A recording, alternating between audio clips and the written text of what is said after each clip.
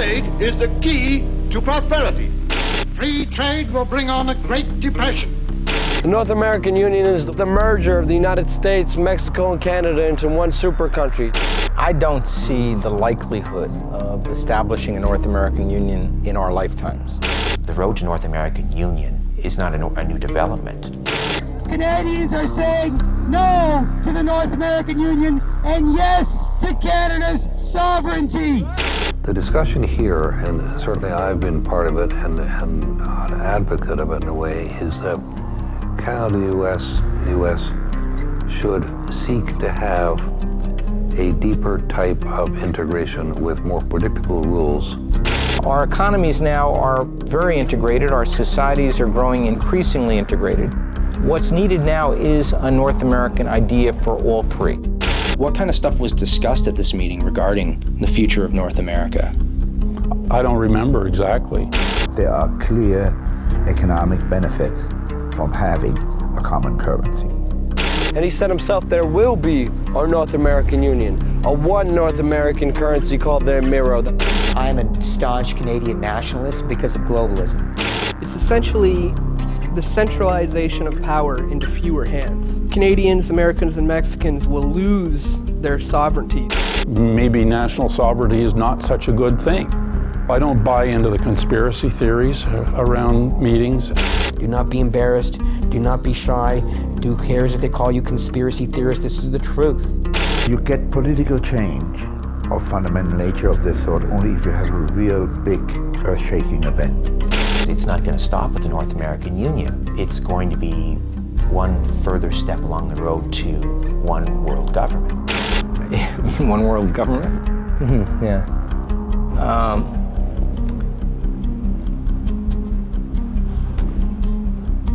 I personally think it will come. It will come.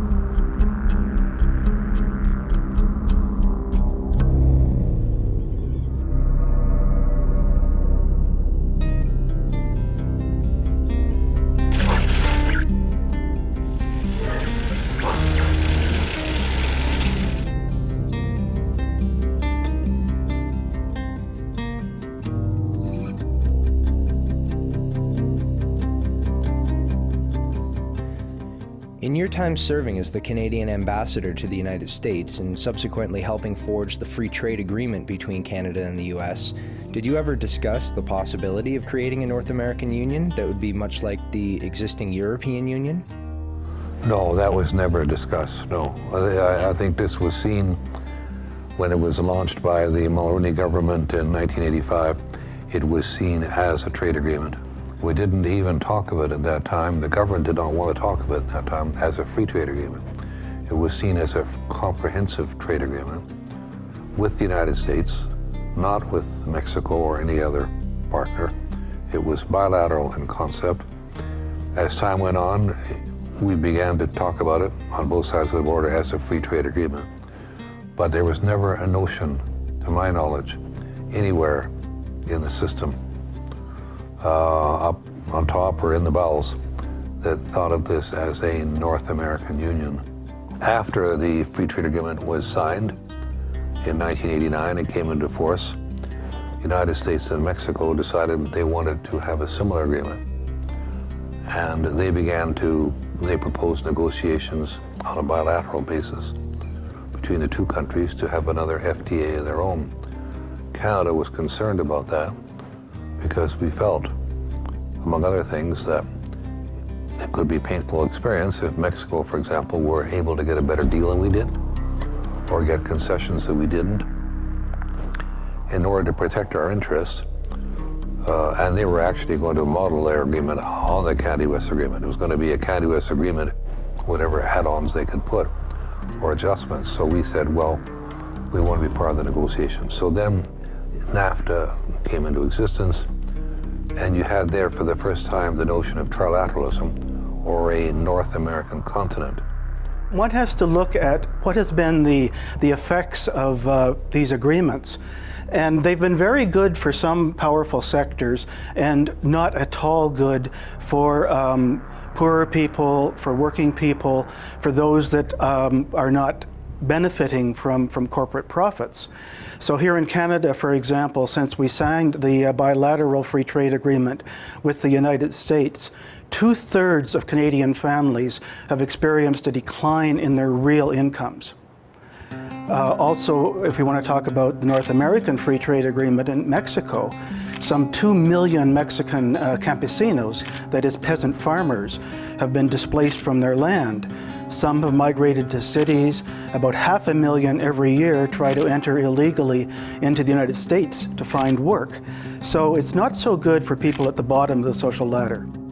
The Zapatistas, who launched their rebellion on January 1st, 1994, accusing the problems of Chiapas on NAFTA, got it backwards. The problem of Chiapas in southern Mexico, and all of southern Mexico, is not NAFTA, it's the absence of NAFTA. I think the beauty of North America is that our three countries are pragmatic and they're problem solvers. They ask themselves, we've got a problem here in our economy, we've got a problem here on our borders, we have a problem in the environment, how are we going to solve it? Is the best way to solve it is if we do it at the local level, at the national level, or would it make more sense if we explored it at the continental level or the global level? We determined a long time ago that the best way to deal with trade is at the global level. The General Agreements on Tariff and Trade in 1947 decided on a course that would systematically, over time, dismantle trade barriers. And they have. They brought them down very far. Not far enough, but they brought them down very far. That was done at the global level. I'd be in favor of continuing down that path of negotiating between sovereign governments to solve different problems, to create an institution, create a broader sense of identity or of North Americanness as part of an instrument to help us avoid our parochialism and solve shared problems.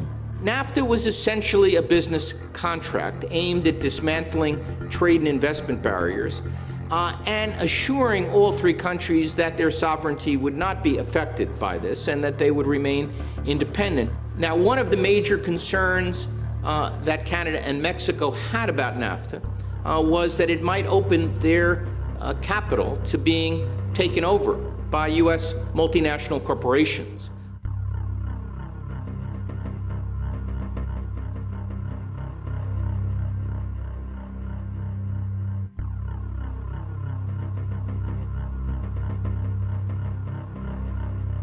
If you are a large corporation and you are given national treatment with any country, meaning as a corporation, even if you're a foreign corporation, which most of Canadians, Canada's primary corporations are foreign controlled these days, that you're given the rights of a citizen in that nation with the powers of a citizen. And corporate rule is pretty much free trade. But where it sits right now is that as the corporations have gained the status of citizens, they can challenge our laws. So even if municipalities, federal or provincial bodies establish laws for our country, for the best interests of our country based on our collective will, then the corporations can successfully challenge those laws and sue us for passing laws that infringe upon their investments and their trade.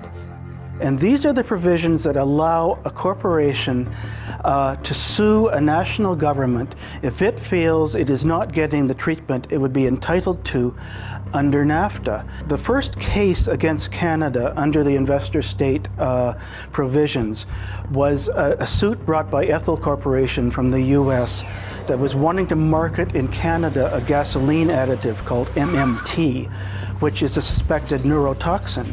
It was stated by our government that we're going to ban additives to fuel that involve methyl manganese because it's harmful to individuals neurologically and otherwise. It's been linked to attention deficit disorder and other problems. But when we passed those laws, the Ethel Group sued our country, said, how dare you pass laws that restrict our trade, and even we're doing it for the benefit of our own country. Well, Canada, the Canadian government responded to that suit by effectively apologizing to Ethel, by paying them $13 million US in compensation, and by withdrawing the ban. So it didn't even have to go through the full adjudication process before Canada backed down. Our country is being defined and shaped by regulatory bodies, by corporations who have no accountability whatsoever to the Canadian people. I don't see that this harmonization, unionization is good for the Canadian people, period. Never was, never will be. Needs to stop. Now, there have been 50 suits approximately under the investor state provisions so far. I say approximately because some of them are still secret. We don't know. There have been 19 against Canada, 17 against Mexico, and 14 against the United States. And of these, Canada has settled out of court or lost 4 cases, Mexico has lost 3 cases, and the United States has not lost any, because adjudicators are very reluctant to use this against U.S. When Brian Mulroney proposed the free trade agreement, it was a Canadian initiative. It wasn't that popular with public opinion, but it was a major initiative which we initiated, which the U.S. President Ronald Reagan got fully behind. The free trade agreement was, perhaps one of the most dramatic of any period in our history. But there, the public attitudes changed. The public went from negative to positive, and even to this day, depends the questions you ask, but on the whole, attitudes are fairly positive towards free trade. Free trade is not good for any nation that's involved in free trade. No nation benefits from free trade. How would you feel about a North American Union, kind of like a European Union between Canada, the U.S., and Mexico? I think that would probably not work. That would not work. Nah, man. That wouldn't be a good idea. I think maybe Canada and the U.S. would be okay together. I don't think Mexico. They shouldn't do that, because at that point, Canada is no longer going to be Canada. Canada has a hard enough time keeping its identity. I'm a Canadian, so I want to stick with my country. I just can't see that being favorable for Canadians in any way, shape, or form. We're still under British control partially, so we can't really. So that wouldn't happen. Like I wouldn't like it anyways. I thought they've been trying to do that for years. Okay, you think it's a good idea? Go ahead. The World Trade Organization is the only international organization dealing with the global rules of trade between nations. Its main function is to ensure that trade flows as smoothly, predictably, and freely as possible. The result is a more prosperous, peaceful, and accountable economic world. What's the WTO all about? It's all about greed. It's all about, look at these kids up here. They got a sign up that says, "Don't trade our future." For these young kids in the street today, it's about their future being traded off by corporations who frankly don't give a shit what happens to them. That's what it's about. That's what people are fed up with it. They understand it. Direct Action brought these people together. Many of them on the street I've talked to have never been in a direct action before. They feel very empowered. They're starting to understand that people can be empowered and take charge of things themselves, and direct action is perfect for getting people in that role to take charge over their own lives. We'll never be divided. Together, united, we'll never be divided.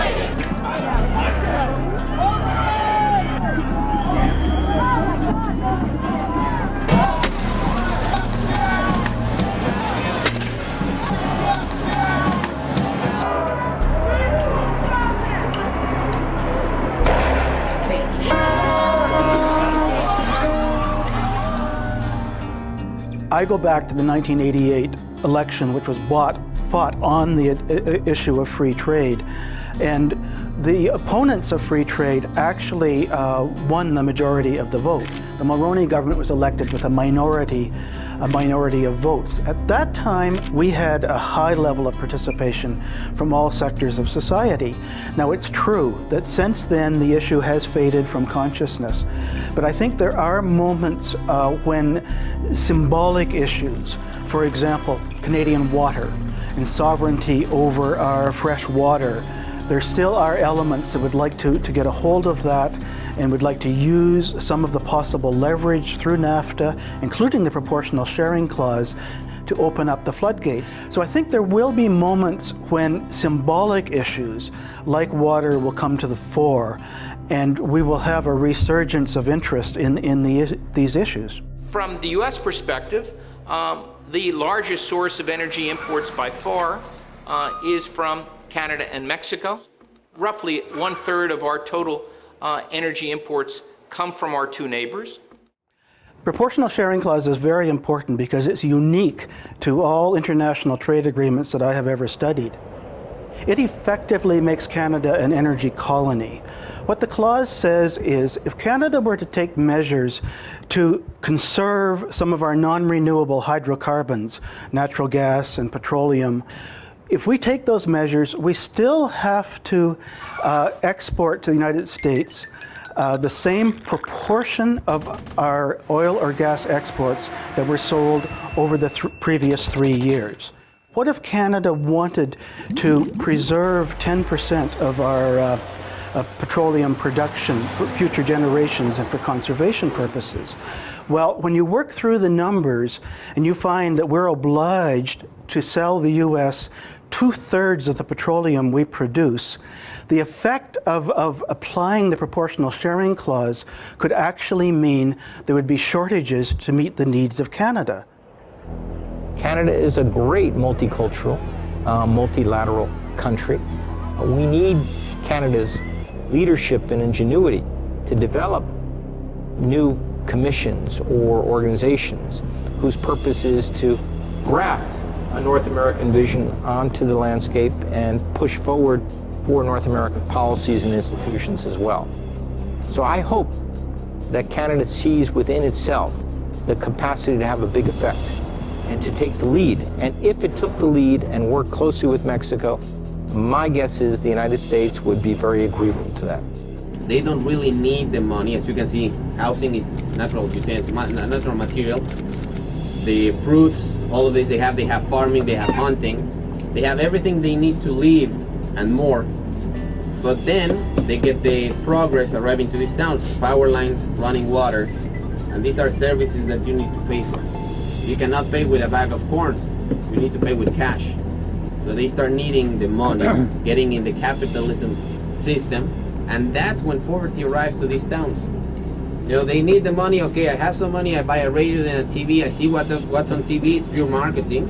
Things that they didn't need for over 2,000 years, in a decade they start needing. Pues bueno, el Tratado de Libre Comercio, como tú sabes, no todos estamos realmente informados como se debe. O sea, en lo único que nos afecta es en la desinformación. ¿Me explico? No todos tenemos también la capacidad de admitir el libre comercio. Que nada nos ha beneficiado el libre comercio. La verdad, estamos igual o peor ahorita con esta crisis que tenemos. Realmente es difícil la situación.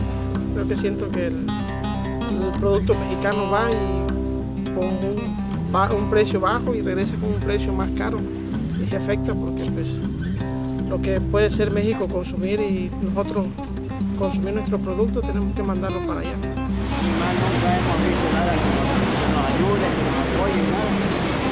Es nada más para los que tienen dinero, el pobre nunca. How has the experience in Mexico been in terms of NAFTA since it started 15 years ago? Ha sido una situación positiva, ha mejorado realmente el comercio entre los tres países.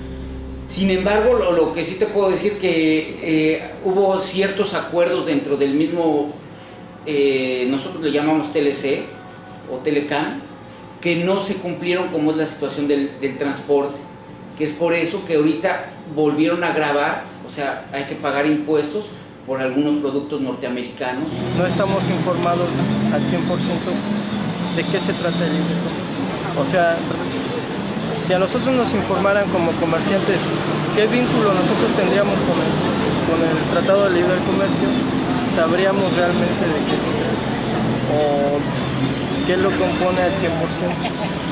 Pero como no tenemos ese tipo de información, es muy difícil que todo, en concreto, expresemos en qué nos beneficia y en qué no. Given the similarities of our two economies, of our two cultures and our countries, it seemed to me doable to pursue what I've always referred to as a kind of common economic space, a single economic space, where the border becomes irrelevant. I think Mexico could become part of it, as indeed NAFTA was modeled after the Canada-US agreement.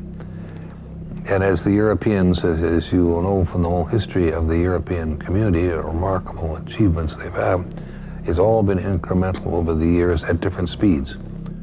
They've been doing it incrementally for years. The European Union was initially started with an agreement in the 1950s to regulate the production of steel among all the European countries. And the argument then was that you would hate to have a country like Germany corner the market on steel and develop an empire that would attack the rest of Europe again.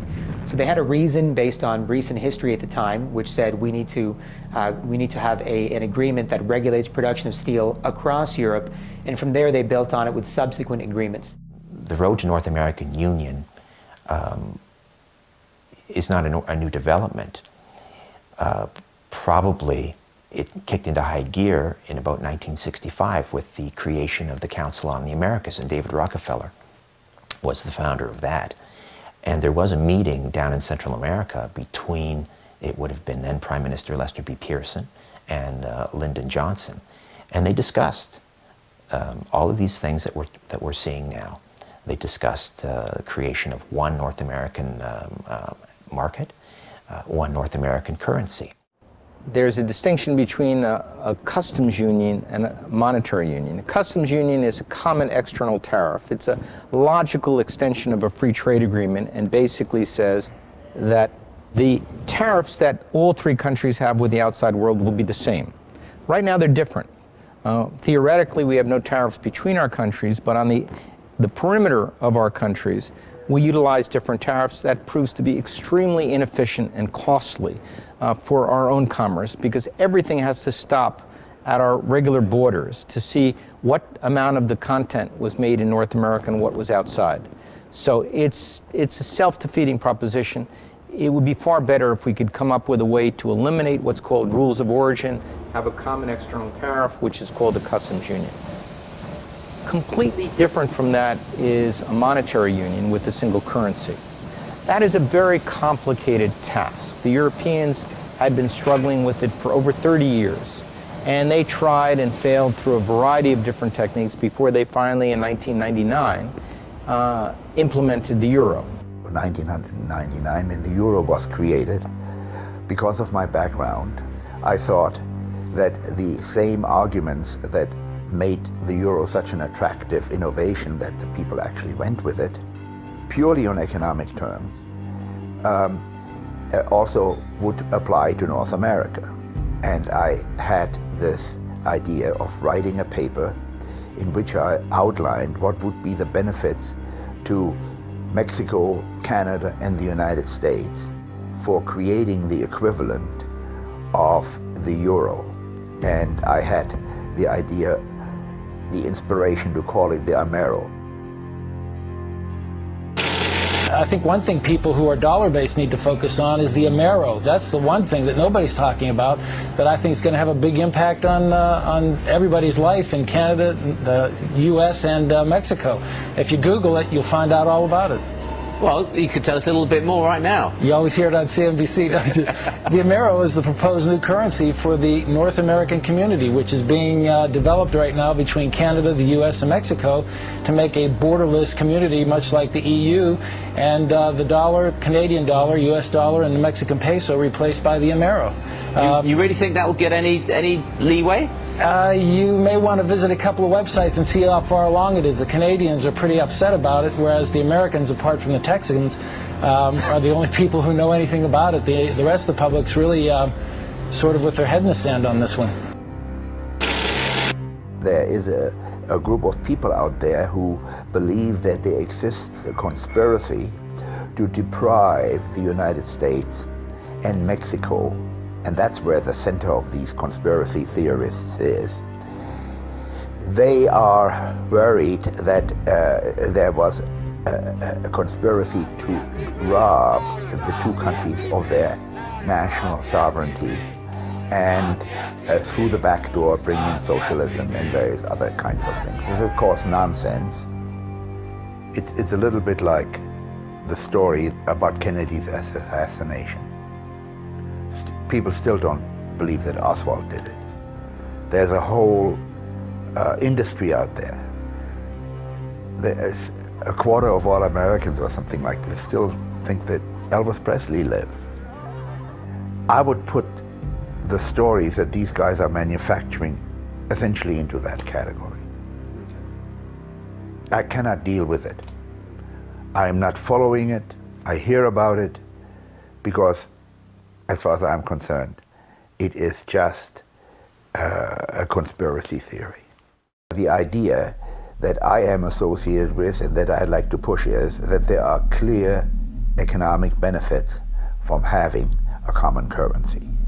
The basic economic argument in favor of a common currency is that you have lower transactions costs for firms that are exporting, importing, making investments, and secondly, that the cost of borrowing that is highly correlated with the cost that has to be paid by the federal government, cost of borrowing by other jurisdictions, corporations, consumers, mortgages, they all would be lowered to the benefit of Canada. In 1974, as a condition of joining at the time this G7, this group of 7, which became the G8, which is now the group of 20, this was following something called the Milton Friedman School of Business in Chicago. And they thought, well, it's better to give the banking industry of countries to the private markets and let it be handled there and go with the ebb and flow. But as a condition of being a part of these groups, nations have to give up the control of issuing themselves their own credit, of loaning to themselves. And because we chose to do this, because we thought being part of this group of 7 or group of 8, now G20, was a good thing for Canada, we stopped using our Bank of Canada to fund our infrastructure. We don't borrow from ourselves anymore. We borrow from the private banking cartel. The outcome should be clear. On a board that determines what the interest rate would be for a North American Amero area, would have to give greater power to the country that represents 70% of the entire economic activity and financial power, the United States, and only, say, 15% for Mexico at the moment and 15% for Canada. The most important thing about this kind of a central bank is that the politicians have to stay out of it completely. Central banks should be removed from the control, the clutches of politicians, should be given a constitution which says, thou shalt only be responsible for price stability. Politicians still play a role because they have to appoint the people to the boards which determine the day-to-day policies which in the end are supposed to have the outcome of price stability. To give up this right to lend to ourselves is absurd, because what has happened? We've gone from an $18 billion deficit to up to a $588 billion deficit, of which about 95% of that is compound interest. And money, we're paying interest to who? Well, there's no person out there who has a Canadian flag, who lives in Canada, who we pay $60 billion in interest, both federally, provincially, and at the municipal levels too. We're paying someone else interest on the money that we can print and produce ourselves and lend it to ourselves to fund our infrastructure, to fund our social programs, to fund our education for our university students who are also being put in a debt trap. But as you give up control of your currency, and William Lyon Mackenzie King said it most poignantly when he said this. He said, you know, the issuance of the credit and currency is the state's most precious resource. And once you give up that control, it matters not who makes the laws of the land, because usury, once in control, will wreak havoc on any nation. All right, ladies and gentlemen, here we are at the Federal Reserve. As I said once before, this is the very institution that is highly responsible for bankrupting America and essentially enslaving the world under a perpetual debt system. It's by no way federal, and there are certainly no reserves. What's your full name? What's that?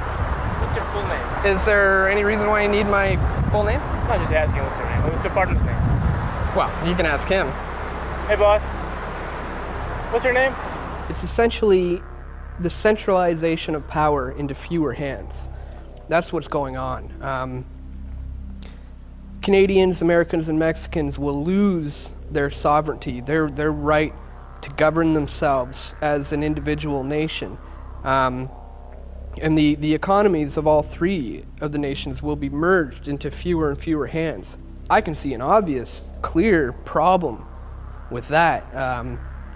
The moment that power gets diverted into fewer hands, you got to be concerned.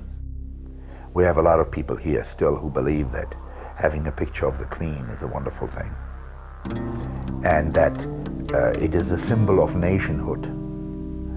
It is a slippery slope of losing the Canadian national identity by having on our day-to-day, every day we're looking at coins and bills, and there we see George Washington, rather than the Queen or another symbol of Canada.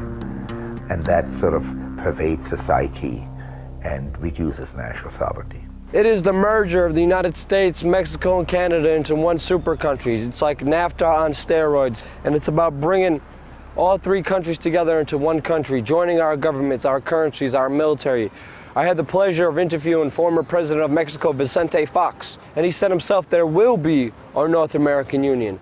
Can you please talk about how you, as President of Mexico, President Bush, and the Prime Minister of Canada established working groups towards a North American Union?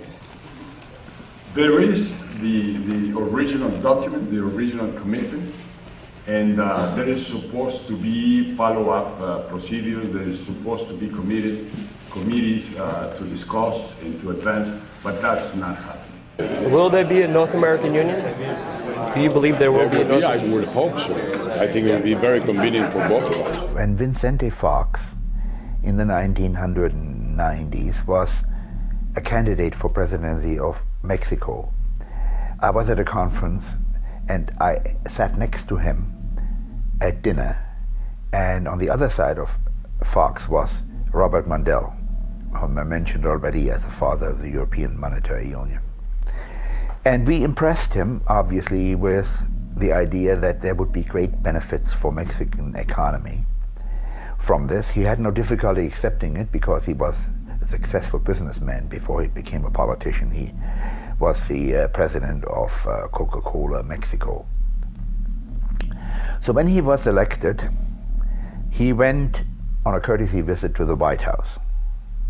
And the press release at that time said that he raised with President Clinton the idea that we should push forward on a North American monetary union. It was said that he did the same thing when he got to Ottawa and talked to Chrétien. We have had opinion surveys which showed that the idea of a common currency with the Americans and Canadians is totally unacceptable to Mexicans for nationalistic reasons. They want to maintain Mexico as a clear, identifiable nation and culture. And for some reason, word has spread amongst them that this is the first step towards absorption by the Americans.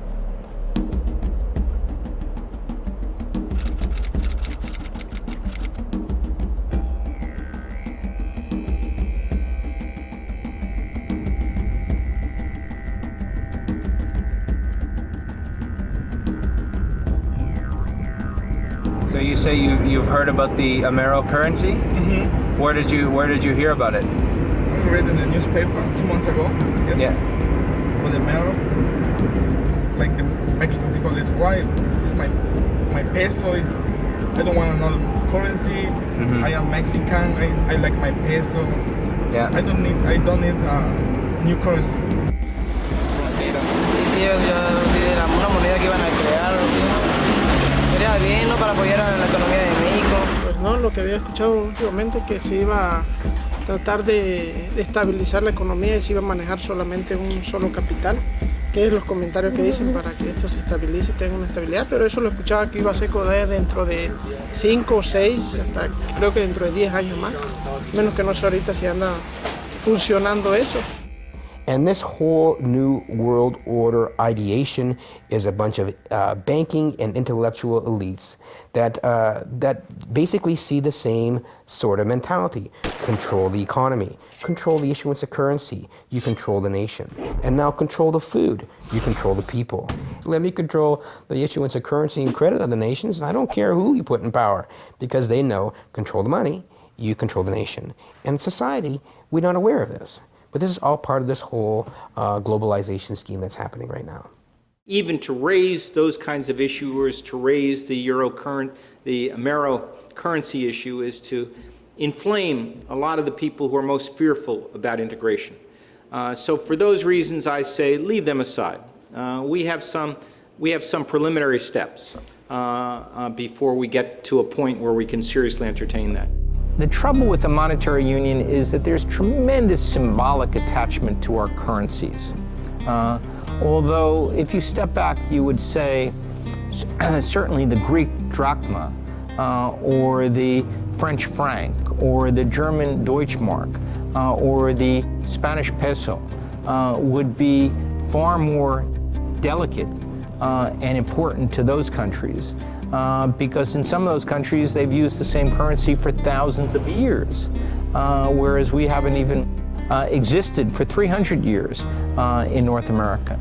So if they were ever able to overcome their fear of losing this distinctive cultural item defining their country like Greece for 3,000 years, certainly it shouldn't be that hard for Canadian or Americans or even the Mexicans to contemplate a different currency.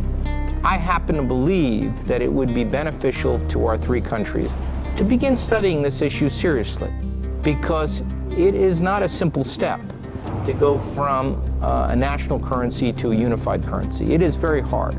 And the European experience shows that countries have got to find a way to consult on macroeconomic policy, on budgets and deficits and debts, and establish indicators that would reduce the distortion between economies before you even take the first step toward a common currency. I believe the American people, the Canadians, the Mexicans are practical people. You have to make a convincing case that moving towards a unified currency will be demonstrably better for their standard of living than under the current system right now. We should proceed by letting the academics study this for us. Think about it as much as possible. Help us to understand what the hazards and the benefits are before the people may calculate whether it's in their benefit or not. Well, of course, he'll also give you the line that he never ever talked about a North American union, that he's always advocated a North American community. But if you read what he has to say, what he envisages is this North American community would be organized. He would have basically three very powerful institutions that would basically correspond with a judicial and a legislative branch and an executive type branch, which would the executive branch would steer the agenda for the three countries, Canada, the US, and Mexico. You would have essentially a North American parliament to mirror the three separate independent legislative bodies in the three countries, and then you would have a North American court, which would adjudicate on disputes, etc. Well, that sounds an awful lot like a North American union to me. He can call it a community if he wants it, but now we're just parsing terms, silly semantics. It's important to know when you're talking about this subject that nobody here is talking about a political union. They're talking about economic and political arrangements which deepen integration and the relationship, but in which the countries, as in Europe itself, maintain their sovereignty. We're talking about the virtual destruction of a sovereign nation. Three sovereign nations, the end of a constitution. Sovereign nations can be an obstacle to the free flow of money and goods and labor. And if they can erase national boundaries, obviously that would maximize their efficiencies and their profits. But at what cost? I mean, only the nation state is best equipped to safeguard our individual inalienable rights. How's your experience been in the European Union over there? It's rubbish, a lot of rubbish, the EU. The issues that most people face is employment. We have a large immigration population coming over, and so the UK at the moment in the recession are quite worried about losing their jobs, but other than that, it gives you opportunities that you wouldn't normally get, and travel as well is good. I mean, from a business point of view, it makes business more effective. You know, you don't have to worry about exchange rates and things like that, but it just seems so remote and far away. I mean, it's over in Strasbourg in France, and we don't really get to hear much about what goes on there. You know, you vote once every 4 years, and then it doesn't seem to change much. Everything is more complicated and bureaucratic, and you got all these like strange laws that maybe apply in France, for example, that in Scotland they're completely irrelevant, and it just makes life more difficult. It's a process of harmonization, because you have different social systems, different currency, different quality of life, and I think it takes, in this case, maybe 40 years if you have a democratic process. Sovereignty as a concept was born in Europe. It was created in Europe. They created the nation state. The Europeans invented it. And through the colonial empire, they went globally, and then they passed the sovereignty notion on to the rest of the world. The Europeans have thrown sovereignty out the window. Well, the Canadian Council of Chief Executives is an organization whose members essentially are the 150 CEOs of Canada's largest corporations. I think we've seen the concept of national sovereignty eroded in a whole variety of ways. And while it's an important concept, you know, it's compromised by the Geneva Convention. It's compromised by every treaty that any country enters into. It's compromised by the Charter of the United Nations. It's compromised by the human rights laws. So I think we need to be a little bit mature about the concept of sovereignty. I find it amusing when people put sovereignty as in a kind of crystal jar and say, well, this is the ultimate. Sovereignty is the ability of a country to act in its own best interest in accordance with international law and its commitments to other countries. Because really, national sovereignty is one of the tools that we use in order to give democratic expression, because we've got to break things down into a more manageable size, but at the same time, it's a concept to be exercised with a certain amount of care. Sovereignty has changed so greatly because of the phenomenon of globalization, where all issues become transnational, whether it's trade, the environment, health, it's all transnational. And so sovereignty has to be understood in a very different way. And at the heart of sovereignty, you have the absolute requirement for deep international cooperation. See, the UN was the first great body that sacrificed, tossed sovereignty out the window. You can't simply agree to every international agreement just because people say we live in a global system now. We live in an international society now. You have to look at it on a case-by-case basis. The people appointed to head these international groups are appointed by bankers, financiers, and multinational corporations, and not by people with any direct link to the people. So they're not appointed by your elected officials, they're appointed by the groups they're supposed to regulate. The idea of accepting a world that is truly global now, a world where we are interdependent, without looking at the root causes of that interdependence and without looking at the problems that interdependence has caused, is a mistake. Foreign trade is the key to prosperity.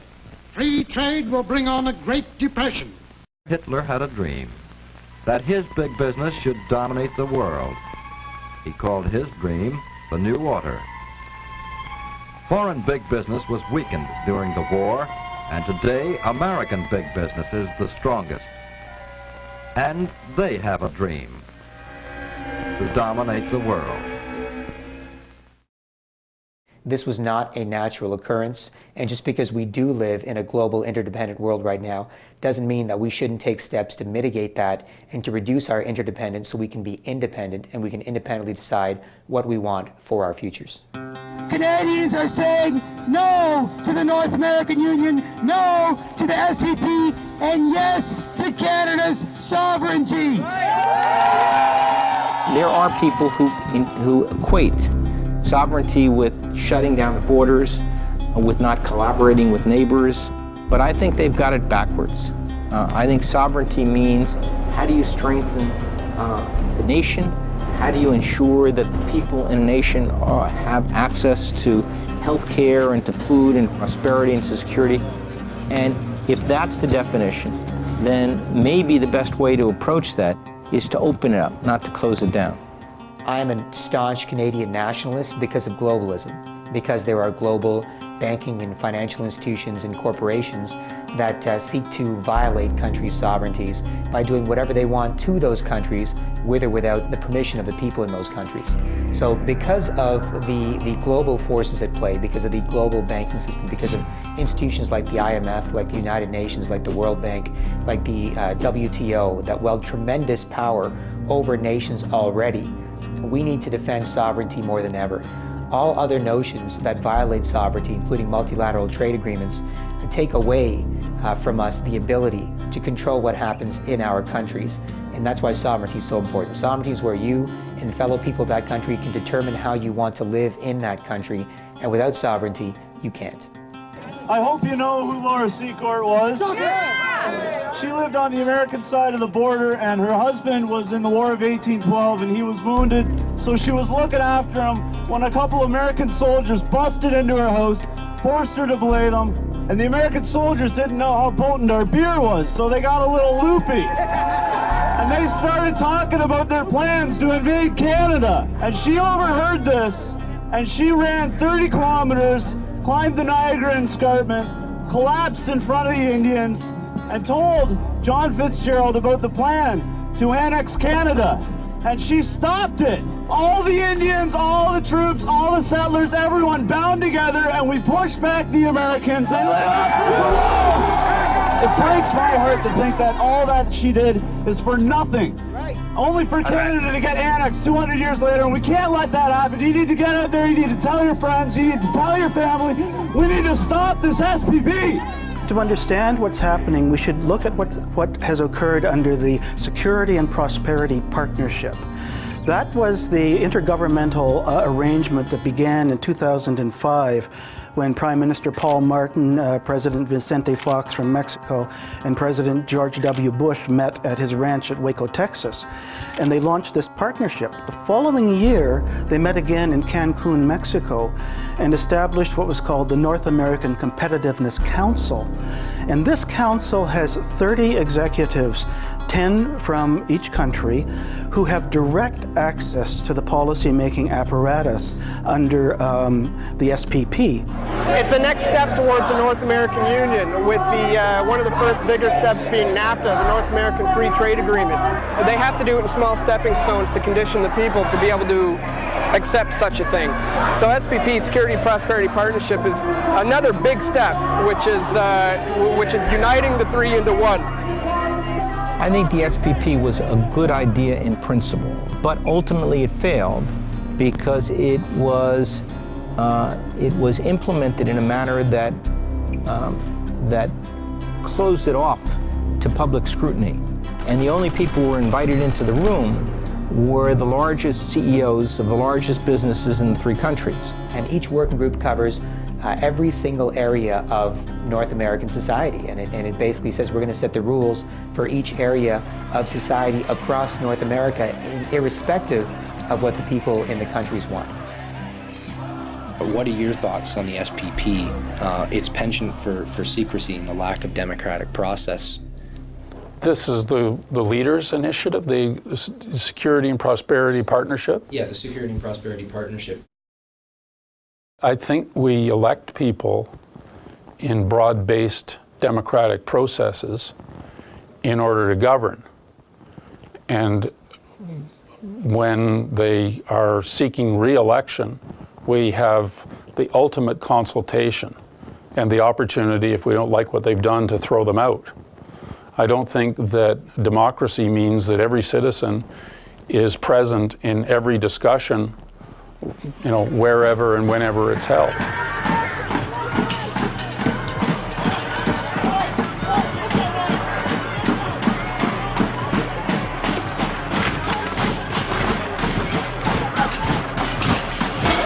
This is the destruction of Canada, what's going on right now. Look behind me. This is the end of it. The end of our sovereignty is what's happening. How do you feel about the protest? I love that these people showed up, and I fear that things are going to get out of hand. Look at these guys. This is out of control. When did our police turn into these guys? Is this too much police for a protest like this? This is the militarization of our police, and here's proof right here. This is the death of Canada, which is happening right now. Our sovereignty is in trouble. What happened in Montebello was the people in 2007, in August, in Montebello, Quebec, were fed up with this 2.5-year-old trade deal going forward and merging every aspect of their society and harmonizing the regulations to the lowest possible standards according to what corporations want. They were sick and tired of the information not being given out to the public, not being openly shared, and of not being given any input into what was happening with respect to this massive trade deal. So they massed in Montebello what looked to be about 1,000, 1,500 protesters. There was a security perimeter around the meeting, and there was incredible police presence there. And at one point, the police were even caught infiltrating the protest by 3 giant, muscle-bound, supposedly anarchists wearing masks and holding rocks. They're threatening to throw the rocks at the police. No! Put the rock down, man! A union leader stepped up and said, "Take off your masks, put down those rocks, you're not with us." You're a fucking cop, the 3 of you! Go on, it's our line! These 3 guys are cops, everybody! Eventually they ripped the masks off the guys, and the guys dove behind the police line. And that was all. It was caught on tape. It was exposed. They were exposed as infiltrators because they were wearing the same boots as the officers who arrested them. Plus, of course, who dives behind a police line for protection if you're a protester? It's something that most protesters would be scared to do, to dive into a bunch of police who are there, menacingly, staring at them. As we confirmed yesterday, the 3 people in question were indeed suited Quebec police officers performing their duties. And what that shows is the fascist lengths which the Canadian government will go to protect the information about this trade deal. In 2005, when you signed the Security and Prosperity Partnership, were you aware at that time of any plans to integrate the countries of Canada, US, and Mexico into a North American community similar to a European Union? And considering that the fact that there was no referendum from the people on this agreement, as a former Bilderberg attendee, could you please describe what your intentions were when you signed the SPP on behalf of the Canadian people? Well, okay, I attended one Bilderberg meeting. I'm not sure they ever invited me back, but just to make sure, I've also gone to a Maple Leaf hockey game. That doesn't mean I'm a Maple Leaf fan. Yeah. And what exactly is the Bilderberg Group? Well, it's a group of probably around 125 to 130 people that meet every year, heads of state, presidents, prime ministers, the heads of the Federal Reserve and Bank of Canada, and multinational corporations like British Petroleum and Coca-Cola, and heads of media, and all these really influential people who hold a lot of weight and have the ability to affect change in the world. That's who meets at the Bilderberg meetings every year. The name itself, they don't even technically have a name. Bilderberg is the name of the hotel where they first met back in 1954. I believe the meeting was first organized by Prince Bernhard of the Netherlands. And they've been meeting every year since then to, I guess, stage manage as best they can world events and further control the world's resources. So they've tried to remain secret for a long, long time, and it's only recently that the general population is starting to become aware of the Bilderberg Group. I mean, people at G8 summits, you know, people think, well, there's a lot of power, there's a lot of influence right there to affect change. And look at the protests that show up to G8 meetings. The people at Bilderberg have way more power and influence than anyone at G8 meetings, yet there's a media blackout. So right away I have to ask myself, well, why is that? You know, why isn't anybody covering this? These guys are bigger than G8 guys. In 1996, you were at a Bilderberg meeting, and also there was Jean Chrétien and Paul Martin. I don't know if I was at that meeting. I've only been to a few of them.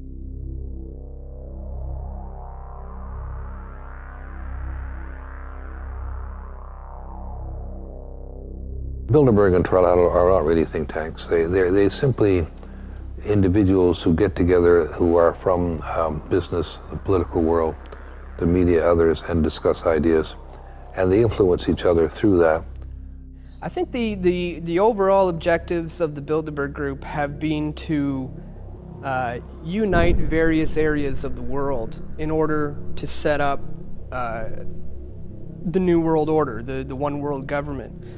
They're the ones who are responsible for the formation of the European Union, which really didn't happen that long ago. It was set in place maybe, 8 or 9 years ago.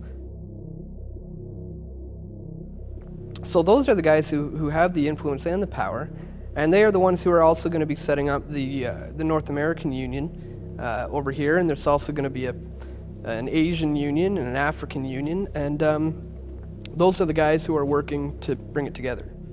I don't really know what Bilderberg's position on this is, but I do understand your question. The Security and Prosperity Agenda, which was signed by Vicente Fox of Mexico, myself, and President Bush at Baylor in Texas, and you're absolutely right in that part of the question, has nothing to do with an economic union.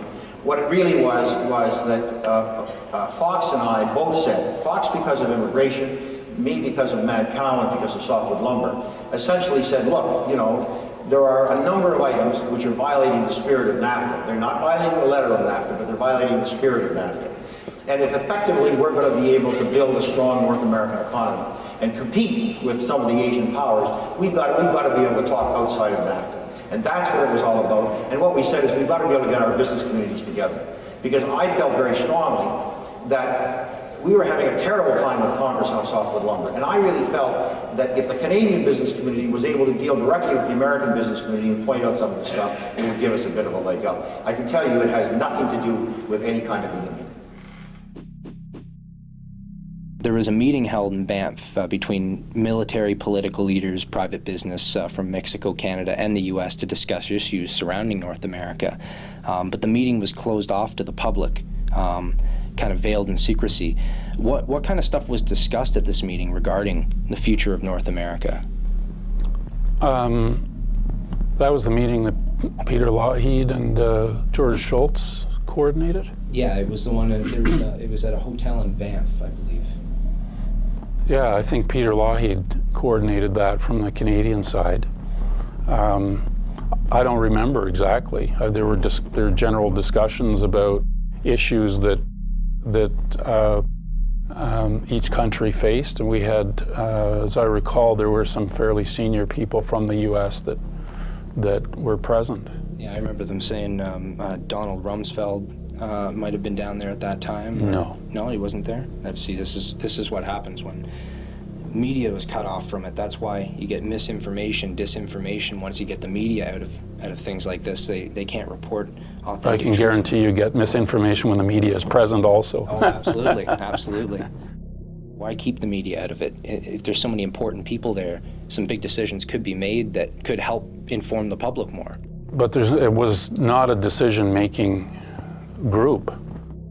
I mean, I was there. I'm just a lawyer from Toronto and Ottawa, so I have some experience, and I can talk knowledgeably about the issues that we face, but I'm not making any decisions. I don't hold any office. I don't buy into the conspiracy theories around meetings. I think some of that is deliberately misinformative. Do we need the media to be probing and to be asking questions? Absolutely. And there's no doubt about that. Can you have meaningful, productive meetings with the media present? Sometimes. Sometimes you don't, if the media are present, you don't have a meeting. So, you just have to, you have to do things, with a certain practicality to it. You have three primary groups that have been working on this for some time, more pronounced since the Second World War, but there are three key groups involved, and this is the Council on Foreign Relations, or its sister arm in Canada is the Canadian Council of Chief Executives, which is about 150 executives of corporations which control over $3 trillion in assets in Canada. The Trilateral Commission, which is by and large looking for this world integration. And the Bilderberger Group, which is a group of individuals who see this whole new role for society, building this global elite of integrating all of the countries together under one global single parliamentary command. So a new world order is being sold to the populace as being something that's good for us, for our own security and our own prosperity. It's not been voted on. Public are not even aware it's going on, but it's all part of these steps of changing the laws of the land, where you have regulatory bodies and corporations dictating what happens in nations, and we end up losing our nationhood and our sovereignty, which is quite frightening. The only prominent non-governmental sort of group that have really paid a good deal of attention to this has been the Council on Foreign Relations, and their task force did come out with an articulate, and Mr. Pastor was involved, a vision, well-argued. John Manley in Canada. It was a very distinguished group of Americans, Mexicans, and Canadians who argued for a North American community. Well, we tried to work collectively with broad representation from all three countries, Canada, the United States, and Mexico. We were looking at really NAFTA, that many years, more than 10 years after it came into effect, saying, what should be the next steps? Where can we go from here, if anywhere? And there was a broad range of views, certainly among the people that the Council on Foreign Relations asked to be part of that. The Council did not endorse it, because the Council doesn't endorse the work of its task force, and they didn't hold any, public meetings on it. But it was, they I think, went beyond anything that has been occurred in the Trilateral or Bilderberg in analyzing the merits in this paper they produced in this task force. I think that we struggled a lot with this basic question. I mean, do you want to be, bold and brash? Do you want to be incremental? Do you need a common view for all three countries? Can there be a common goal, but moving at different speeds? And we tackled a lot of those issues. We tried to make, I think, a contribution to the direction that countries might go. At the end of the day, has a lot been accomplished? Not really. But sometimes these things take time to bear fruit. What are your thoughts on a North American union between Canada, America, and Mexico? I don't know. I think with the free trade agreement, we pretty much have that right now, don't we? So there's no point, you're just going to change the name. It's the same thing already that we have. Well, I don't agree with it. I mean, we've already got the NAFTA agreement with Mexico and the United States. Pienso que es una relación que nos afecta pues a toda la comunidad mexicana. Pues yo pienso que primero se tendrían que establecer claramente en qué nos beneficiaría y en qué nos afectaría. Pues más que nada yo pienso que pedir la opinión de la comunidad de cada país, que al fin y al cabo pues somos los que más resentimos ese tipo de unión. Pues considero que no ayudaría nada a México porque resulta de que nuestro dinero nunca vale. I don't think it's really a good thing at all, because what does that mean for Canada and where Canadian citizens stand? I don't see them coordinating any kind of understanding that everyone can be on common ground with. And the corruption too. Who gets what? Who's going to provide the leadership? Who get, you don't know how society exists these days.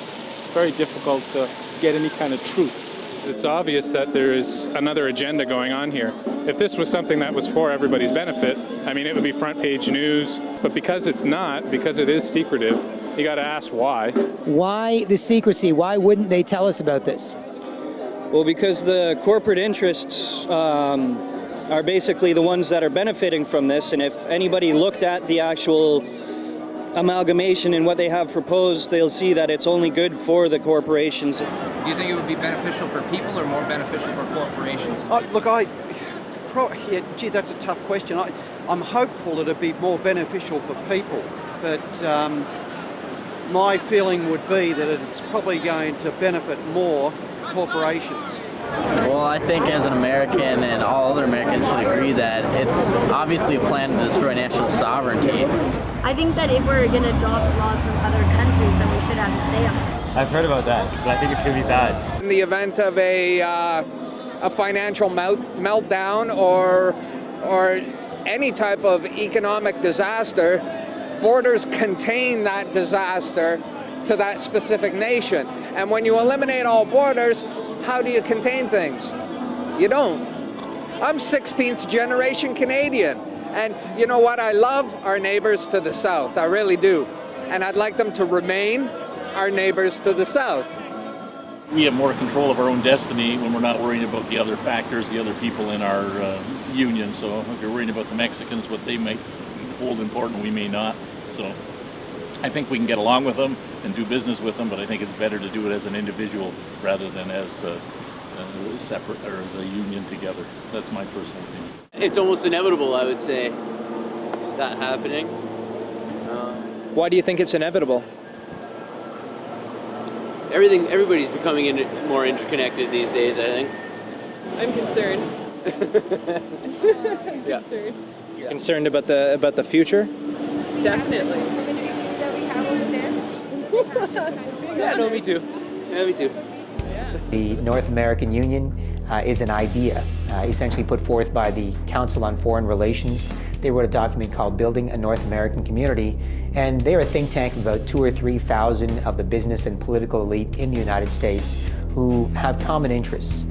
Those common interests aren't really defined much to the public, but you can go to CFR.org to see the CFR's own website. You can do your own primary source research by going to their website, looking at their publications, and seeing what their members decide would be a good idea to see. Now, they don't have any official political power, though a lot of their members are politicians. So what they do is they are a think tank of the business and political elite who come up with plans that the government adopts without the say of the rest of the public. Up until about 6 years ago, we never saw in major U.S. papers or Canadian papers, never a mention of Bilderberg. Now it's finally all over the place. Europe, it's all over the place. What is that a sign of? What is that a sign of that this is happening? It's a sign that an independent press is growing. What I don't know is, are enough of the public listening? That's my great prayer, is that enough of the public are listening. Because you can keep telling them, I can keep telling them, but is there enough of the public going to listen against the tidal wave of trash media? You know, all the cheap thrill stuff, all the commercial stuff. Are people really going to learn what's going on? Because what is happening to the United States, to Canada, to Mexico is terrible, terrible, terrible stuff. Can you talk about the American Union? I mean, the CFR writes the white papers for their agenda. They carry out Bilderberg's orders. That's on record. And even Lou Dobbs on CNN saying, American Union, end of Canada, end of U.S. They are actually, through the trade deals, already starting to bleed us. Well, I breezed through what in Canada we've referred to as the Manley Report. John Manley was a previous Deputy Prime Minister, and he sat on a Council of Foreign Relations committee with Mexicans and Americans. And it started off by saying, does it not make sense that Canada and the U.S. should be one, that we should have a common currency? Does it not just make enormous sense that we should have a common border? To ask the question is to answer it. Now, that was right in the report. I know they're just waiting for us to look the other way so they can whisk it through. They're upset about the fact that they're being exposed. Well, I'm sure they are. I mean, look at the tinted windows. They don't want to be seen. They don't want even anybody to know they're here. So I'm sure they're ticked. and that's why we're here to try to expose them. The American Union is happening through trade deals. Just like the Euro back in the 50s when they first set it up was this economic community or this trade bloc. Now it's the Euro, and now they're taking people's right to vote, taking their sovereignty, giving it to these supranational organizations. So we're talking about the death of Canada is what's happening in there right now. The death of your sovereignty is happening in there right now. CNN has even reported that these individuals have put out the policy reports through the Council on Foreign Relations that writes their scholarly white papers to end the United States, to end Canada, and to end Mexico.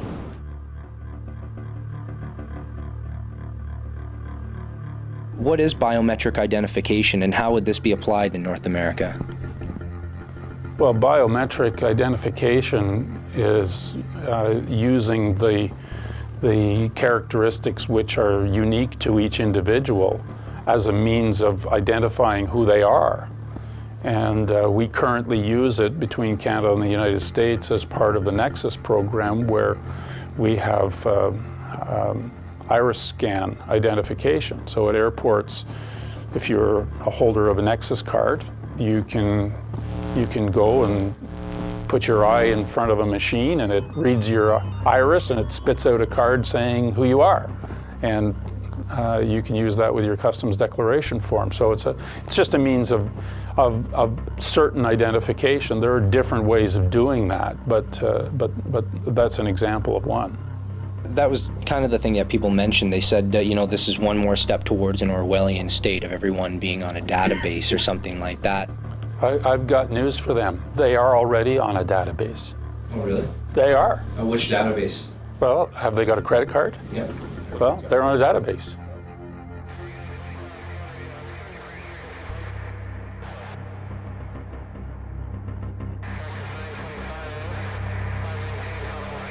What are you most concerned about? Identity theft, or the fact that you might be on a database when you're already on a database? I think, quite frankly, your privacy is more likely to be breached by virtue of the information you supply credit card companies in order to acquire credit than by any linkage of your information to your biometrics. At least you know where you've got biometric identification, identity theft becomes almost impossible. And increasingly, for many people, identity theft is a nightmare. Once it happens to you, you never want it to happen again. So in a modern world, every technology has its upsides and its downsides, and for some of the benefits, sometimes there are some compromises. What are some of the lessons that we can learn from the old world order for the new world order? Well, I think the first and most important lesson is that if we want to build a community of nations in North America that goes beyond just enlarging the market, that we have to give serious thought to what our vision of the future is. And more importantly, how all three countries that are quite independent and sovereign ought to relate to each other in a modern 21st century world. Our economies now are very integrated. Our societies are growing increasingly integrated. What's needed now is a North American idea for all three.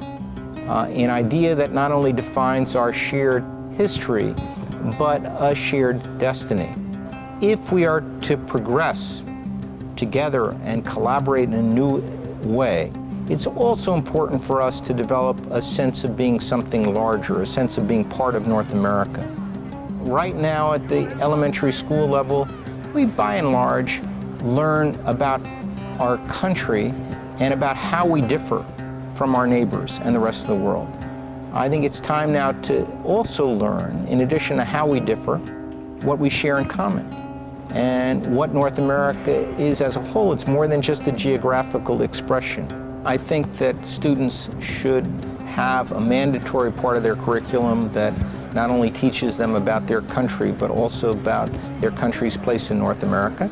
I think from the elementary school level, the secondary, the university level, you can develop on that foundation a great deal more knowledge about what we have in common, about the problems that we share, about strategies for addressing those problems. And so right through university, we should have centers on North American studies that research and examine these questions and help all of our peoples know more about each other than they currently do. Frankly, Mr. Ambassador, we lack the trained men who would be able to plan and implement operations in an area we think is vitally important. Because of this, we are also requesting that your team of advisors include a senior officer who is thoroughly experienced in psychological operations. Very well, sir. I think we can provide you with an expert on the subject. He is concerned with its people, their way of life, their religion, their culture, their sense of national identity, or lack of it. He must know the people of Hostland, for their minds will be his primary objective. He reviews the psychological objectives the United States hopes to achieve in Hostland. Once the people start to consider themselves as a national group, acceptance of their government tends to increase, thus making penetration by subversives much more difficult.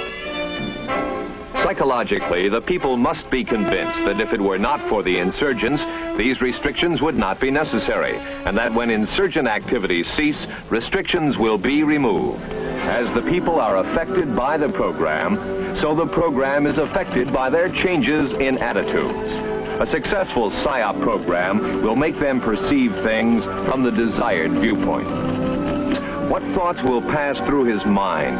What images will he see? What factors will push him in one direction or another?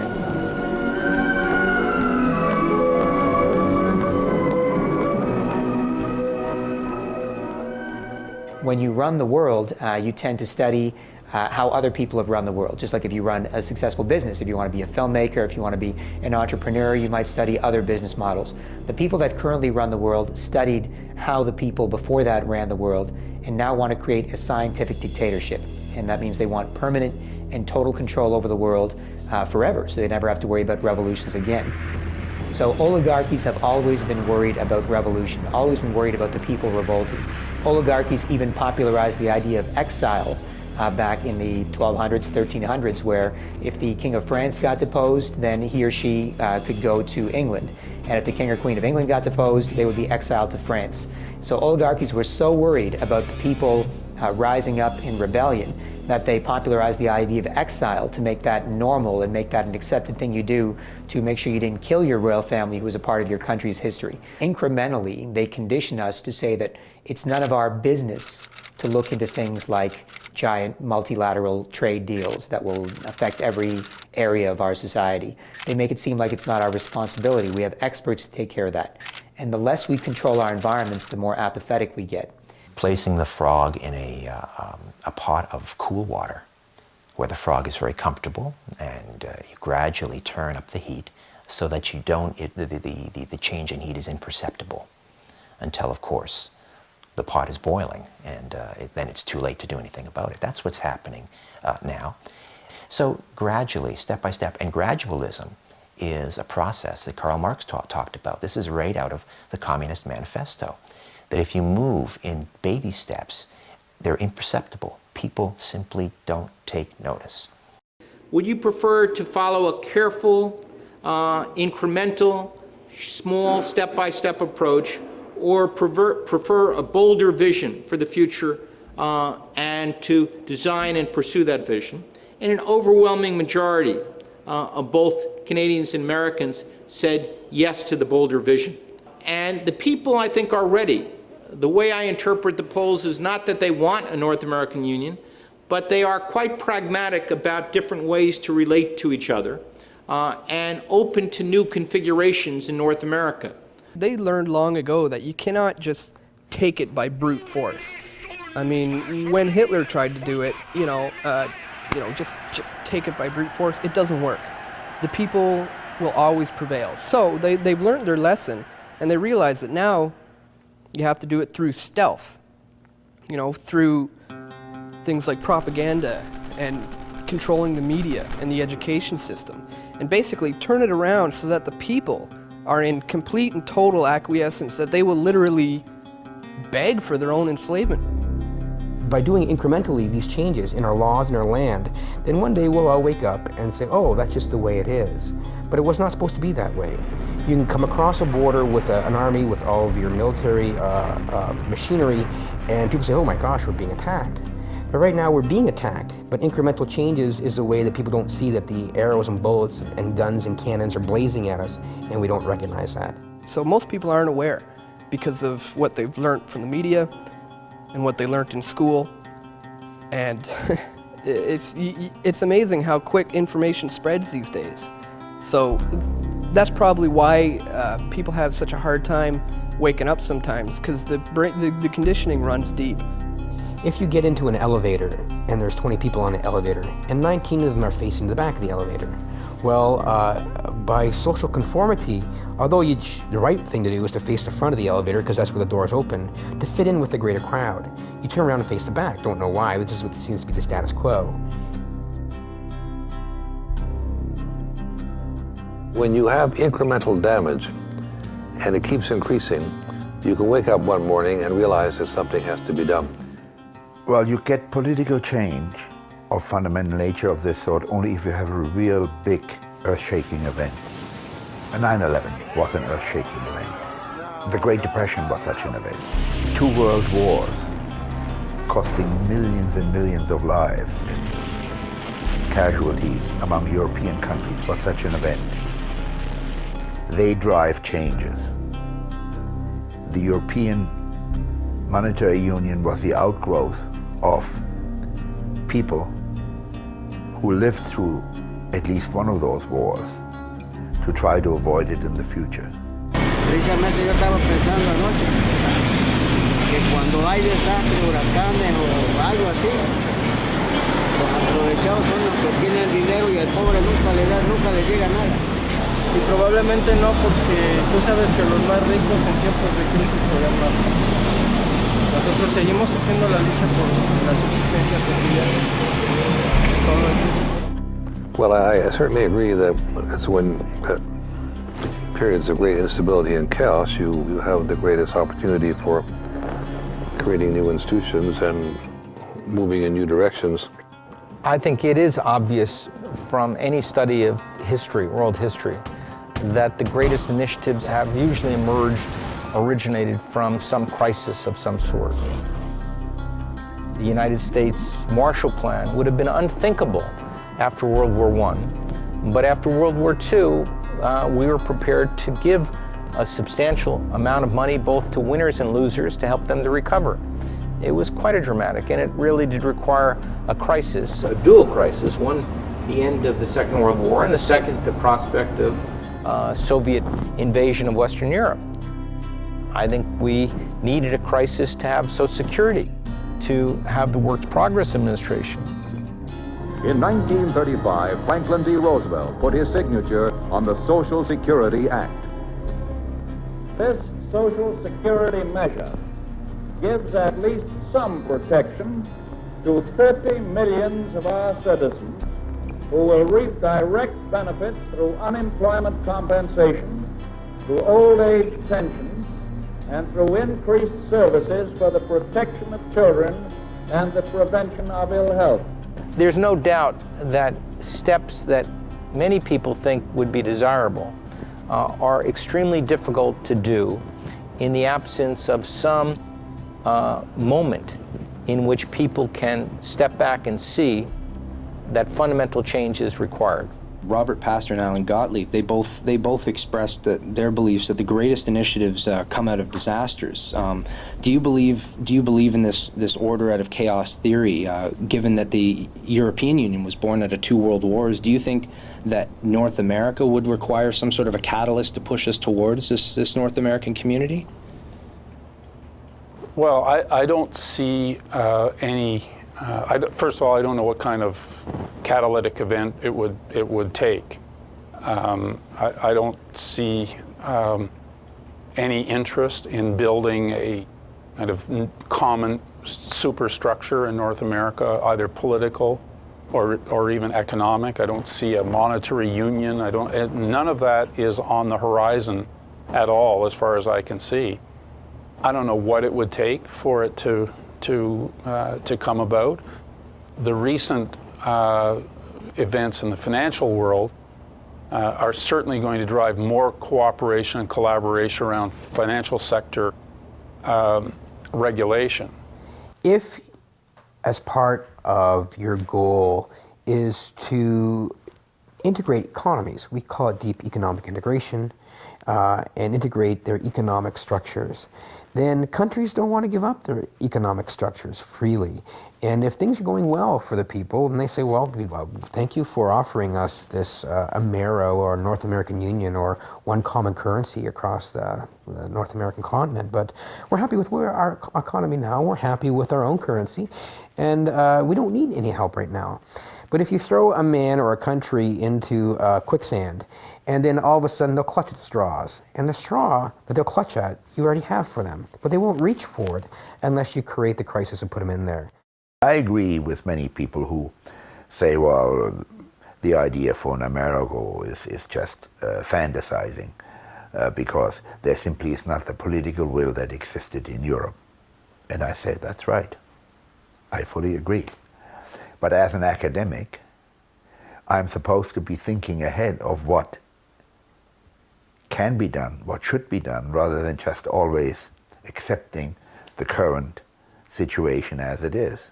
If you want to move a population as a whole and galvanize their common thinking as a one galvanized response, and we all agree this, then they give you their will freely to go take them to where you already want to go.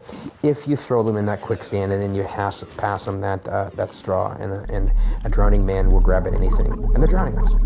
I've been paid very generously all my life, being a professor, devoting myself to putting out these ideas. And my hope is that eventually, if there is a major catastrophe, there will be enough people around who will say, well, this may be the time to try out this new idea.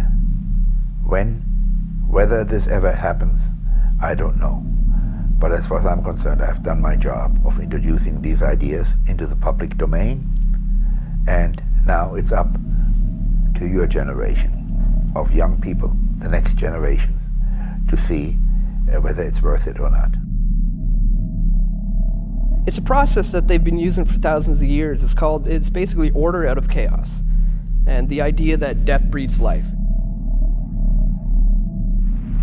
They believe if you can cause enough pain and wars and suffering, then out of the ashes of that will emerge their solution to this problem that they created, which is their solution would be oneness, one world, everything.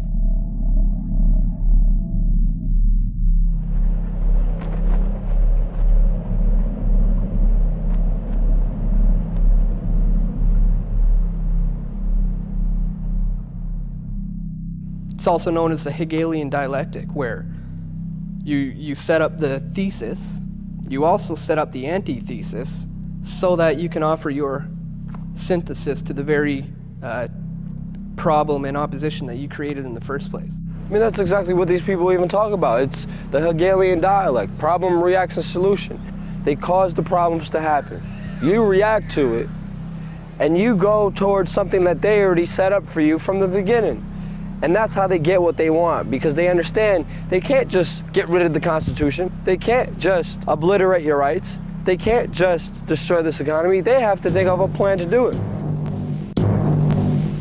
Real freedoms are eaten up a little at a time, while government controls are slipped on, while the real power is collected into a few hands. Where government is not limited, no man is free. Change limited government to unlimited government, and our rights would be only what the master planners say they are. No longer the servant of the people, government would be the master of the people. That's the way to change what we have, take all power and all freedoms away from the people, and collect everything into the hands of one small group with absolute power. 9/11 was one of their plans for a push for a one world government. People saw this outside threat, and they ran for the government for help. That destroyed their rights, that invaded countries, that killed millions of innocent people. A good example is around 6,000 to 7,000 years ago, in Egypt when the Egyptian leaders would have knowledge of the eclipse and the sun cycles. The knowledge had been handed down to them from their ancestors, and they didn't know why an eclipse would happen or how, but they knew when. So they would say, okay, everyone, you have to worship me as your divine leader and your God. Well, I don't want to do that. Who are you? You're just another guy. Why should I worship you? And then he would say, okay, well, if you don't want to bow down to me, then tomorrow I'll get my God to eat the sun and spit it back out. So the next day when the eclipse would happen, everyone would just marvel and say, oh my God, this guy must be our divine leader. That day comes by, there's an eclipse, everybody freaks out, and they end up doing as the rulers is, either way they want it or not. Now, there's absolutely no way that we can tell for sure they were doing this or saying that. I'm just trying to show you the potential use of the knowledge in the hands of 5 or 10% of the population. Just manipulation of the information to control the masses. Pretty much what we have today. I was going to say that. Turn on the TV. Just the TV, that's right. Media now. They create order out of the chaos they create. Basically what they do is they take a stable society of individuals who are doing their own thing. They're making a little love, making a little money, making a few mistakes, and living within a given system. Then they introduce radical changes to that system. They introduce radical new ideas. Our enemy is a radical network of terrorists and every government that supports them. They introduce radical new threats. The people of the United States and our friends and allies will not live at the mercy of an outlaw regime that threatens the peace with weapons of mass murder. We will meet that threat now with our Army, Air Force, Navy, Coast Guard, and Marines, so that we do not have to meet it later with armies of firefighters and police and doctors on the streets of our cities. And they get all the people prepared to make entirely new decisions and think in entirely new ways that facilitate more plans for more control by the people at the top. You're free, and freedom is beautiful. And, it'll take time to restore chaos and order, order out of chaos, but we will. Create a crisis, terrify the people into going for a solution that you suggest, which gives you more control. It may temporarily keep the people safe, but in the long run, the people don't know that you engineered the crisis, so they trust you even more, and they get habitualized to accept the next crisis and the next move towards more control. You've got to look at who benefits from that, because the people that benefit from that may have engineered it in order to bring order out of chaos.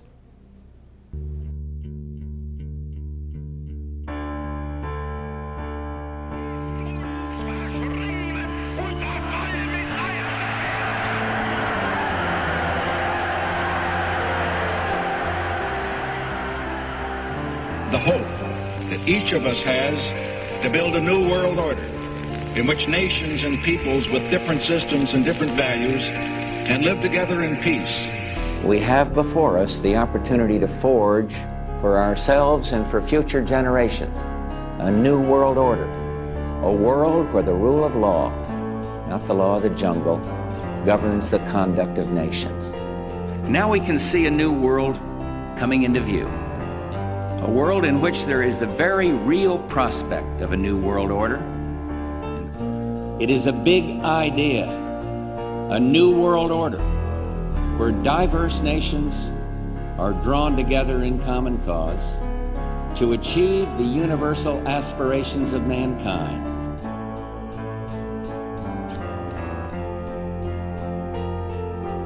Out of these troubled times, our fifth objective, a new world order, can emerge.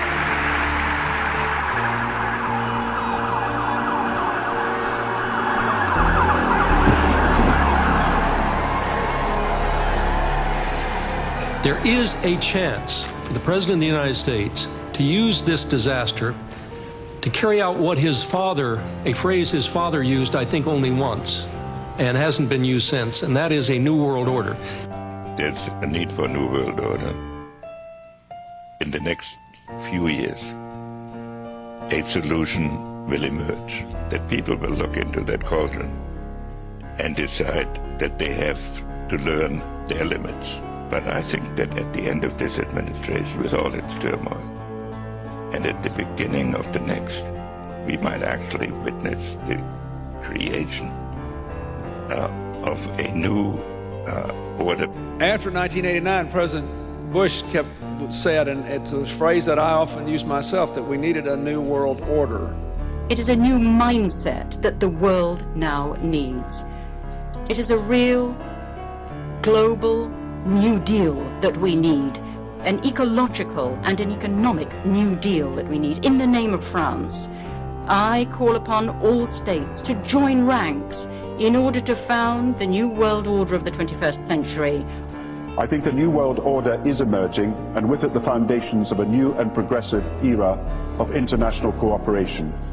We need a world of shared global rules, founded on shared global values.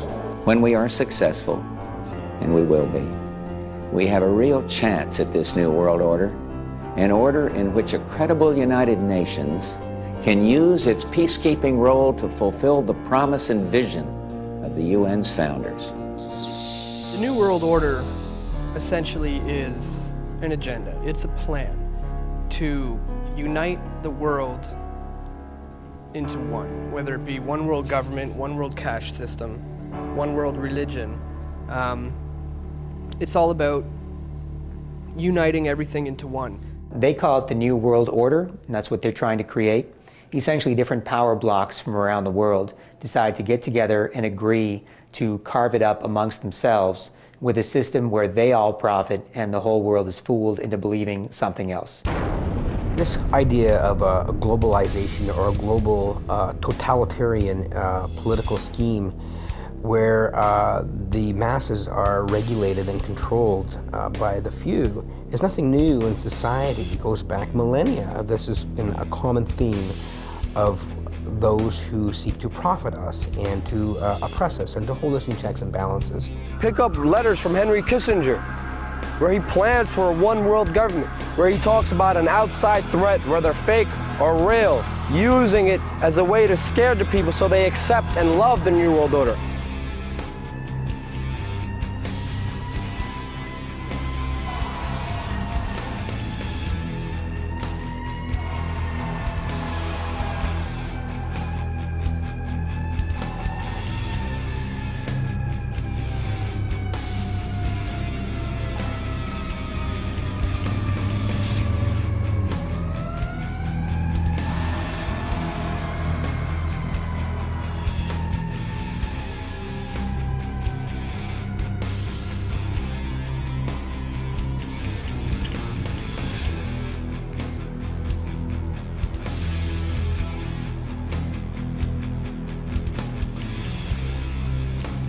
The North American Union, it can help them move into a global economic system, a global political world, where they can destroy all borders, where there'll be no Mexican border, no Canadian border, but we'll all be under a world system.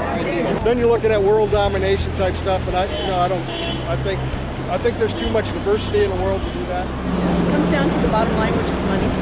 Those who have the gold want to keep it, tend to. They don't want to lose power. It's about power and economics, yeah. Economic crash, you see it now as on a global level. The first time people are talking about global regulation of markets, right? Because of economic crash.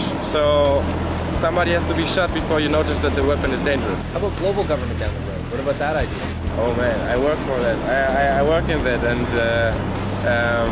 you have to make it up to 190 countries. It's a long process. Pues la globalización ya ve que es inevitable. Pero pienso que más que en el mercado nos está afectando también culturalmente. Se están perdiendo muchas tradiciones y pues ahora ya casi en todo el mundo escuchamos el mismo tipo de música. Las tradiciones pues se están perdiendo porque estamos nosotros absorbiendo las de otros países. Well, the end game is it's not going to stop with the North American Union. It's going to be one further step along the road to one world government. Already, as we speak, the nations of Africa are contemplating an African Union. In fact, they made a fairly large step forward in 2007 with a summit. Speaking at the event, Ambassador Saeed Djinnit, AU Commissioner for Peace and Security, called the launch an historic moment in the partnership between the US and the AU. He said the African Union is determined to pursue the path of continental integration with the support of its partners.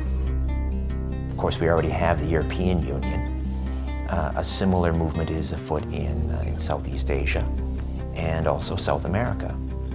So once you have a North American Union, that'll merge with the European Union, that'll eventually merge with Africa. So these 4, 5, 6 major trading blocs will all come together as one world government. There is an organization you can find on the internet, and they also were in touch, and they want a common currency for the world as a whole. And Robert Mundell has an annual conference in this place in Italy where we discuss these issues. But my view is that this is totally premature. The first step would be to have regional monetary unions, like say one in the Caribbean, one for Central America, one for South America. And once they have been established and they see all the benefits that come from it and that it is manageable, that the problem of losses of national monetary sovereignty do not appear or seem to be very small, then you can have these regional unions getting together and reaching agreement to stabilize the exchange rates amongst themselves. I believe that there is an opportunity now, with the G20 having been called, for the first time, for us to put together a global steering committee of all of the great powers of the world. If I was asked what is the single most important thing that can be done to get us out of this mess, it is going to be to recognize now that we are one common humanity, divided perhaps into economic entities called countries. The time has come for us to work together. Do you think it's possible somewhere down the road to see a North American Union that might merge into some sort of a global governing body?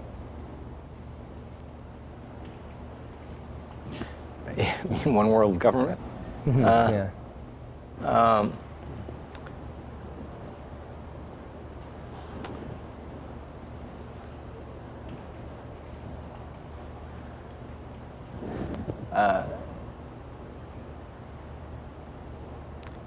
I don't see the likelihood of establishing a North American Union in our lifetimes. I don't think that the people in any of the 3 countries want to dissolve their government in favor of a single government. Moving to, global governance dealing with, political and other things, I don't see it, quite frankly. I think that we are struggling already with our global institutions, such as the United Nations. We're trying to find a way, to deal with situations that arrive from time to time in the world where we've got, where the global community thinks maybe national sovereignty is not such a good thing. If you think that your government in Ottawa or Washington is somewhat distant and unresponsive, imagine how distant and unresponsive it's going to be if our government is now situated, let's say, in The Hague, in the Netherlands, or in Rome, or some other place that might be the seat of a one world government. We're not talking about the American government here. We're talking about an entity that exists above or beyond elected officials. These are unelected oligarchs, and these are people that have no allegiance to country or flag. So it's a bit of a misnomer to describe them as the American government. We're not talking about the American government here. We're talking about globalists. People of the world, look at Berlin, where a wall came down, a continent came together, and history proved that there is no challenge too great for a world that stands as one.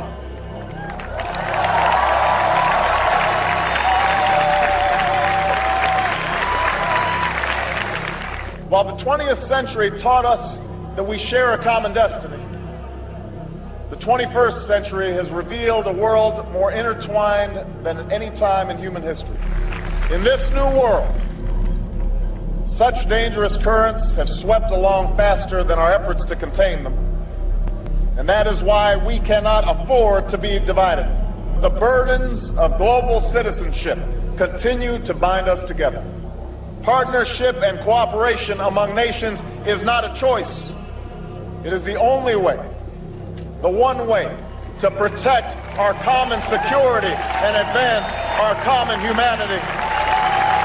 I could see in a half century or less or more, China evolving into the status of a superpower, possibly India. Europe will be an area, I would hope, of great prosperity, but it will not be a political superpower. By the very nature of the democratic system that underpins it, there isn't that type of consensus behind it. So the United States power will decline, but I think that it's unlikely to be replaced by equivalent power anywhere else. And I think that for even those countries we talked about, their problems will be very, very great in the future, as America's will be. And I think it's a safe bet to say that in the world of the 21st century, all the powers of the nation state, of all nation states, will decline to some extent. We're moving towards the uncompleted pyramid being finished, which will be the New World Order, one world government, one world religion, one world cash, total enslavement. I think the idea of having a union at the North American level or a single world government is really more of a red herring that people who are frightful of any collaboration with any country throw up as a way to try to avoid discussing any serious issue.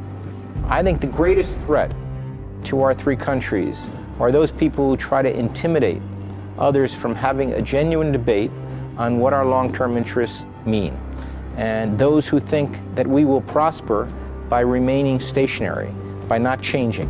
I think that is the greatest threat that we have to avoid. Incrementally, through virtually every means of communication, they're inculcating in the idea in us to not care about our sovereignty, not care about our independence, not care about ourselves as individuals and our individual worth as we chase things like money that become what our self-worth is based on, or looks that become what our self-worth is based on, which are based on ideals. And those ideals are designed to corrupt the way we think about the world, the way we value ourselves as individuals. If we don't value ourselves as individuals, we won't value our country as an individual country, and then we'll be allowed to be subsumed into a UN global government. They can't just come out and start a one world government, a one world order, a one world religion. It's gonna have to be incremental, and that's exactly what they're doing now. They're slowly joining countries together because they're gonna join all the countries together into their plan for a new world order, a one world government. Because when you have a one world state, a one world government, a one world religion, one world currency, you have less people control, more power than ever throughout history. They have to do it incrementally because that's the only way they could do it successfully. When they do it very slowly, people won't see it around them. If they do it really quickly, they know the people will resist, the people will stand up against them and not tolerate their power grab for the whole world. I am not looking to see any great progress here towards a deepening of our relationship on the economic and security side in the foreseeable future, but I personally think it will come. It will come. We're wondering how people would feel in America about a North American Union, kind of like a European Union between Canada, U.S., and Mexico. You got me. No? No. You haven't heard of it yet? No. You heard of the North American Union plan? Yeah. Yeah. The Amero? Oh man, that's way beyond my scope, Maddie. I don't even know what you're talking about. Honestly, it wouldn't make a difference to me. No? It just kind of goes right over my head, so it wouldn't make a difference to me. I seriously don't know. Really don't. I have no idea. Have you heard of a currency called the Amero? No, I haven't. Have you heard of the SPP, Security and Prosperity Partnership? No. It's a deal that was signed in 2005 between Canada, U.S., and Mexico. Have you heard of the Security and Prosperity Partnership? No, I haven't heard of that. Have you ladies heard of the European Union, where all the countries in Europe kind of merge together into one country? No. No? EU, they use a euro, they have one currency. Have you heard of the European Union? No. No? No. No. No? Have you heard of the European Union, EU? Okay. If one leader rules everything, do you know how fucked up the world is going to be, man? I find when I mention topics like the Security and Prosperity Partnership or North American Community or even the European Union that people have never heard of this stuff before. Do you think that people need to be encouraged to start looking into these issues if we're going to be facing them in the future? Well, I think that information and a knowledgeable public is a fundamental requirement for a democracy. And I worry greatly about the fact that people are, in many cases in our modern democracies, willfully uninformed. It's not that the information isn't available, especially with the internet. You can get information if you want it, but people just aren't interested. In a recent by-election in Ontario, 25% turnout. 25%. Unlike Afghanistan, nobody was threatening to cut your fingers off or to kill you if you voted. So, but there is a lack of democratic engagement, and part of that is a lack of involvement with understanding the issues, whatever they may happen to be. Tenemos la posibilidad ni el gobierno de darte más información. Aquí la poca que ves en la tele y lo poco que oyes es lo que logras ver y saber. Volvamos a lo mismo, todo es un genérico de desinformación. Yo te podría expresar más si yo supiera, pero como el tiempo para subsistir no nos da tiempo para informarnos. The main problem is nowadays, I mean, you have a family. I mean, both parents have to work just to scrape by. People don't have time to look into these things. So, and it's often a survival mechanism where people tend to be happy and comfortable in their own little comfort bubble, and to step outside of that and to have somebody suggest to you that the way things are run is not necessarily the way you think they are, it makes people uncomfortable, because now you have to admit that maybe you're wrong, you have to admit that maybe things aren't the way you thought they were. So really what people need to do is swallow their pride and seek truth honestly and unbiasedly. Because that is the ultimate weapon in the fight against the people's minds, is the truth. Right now, there's a war on for your mind.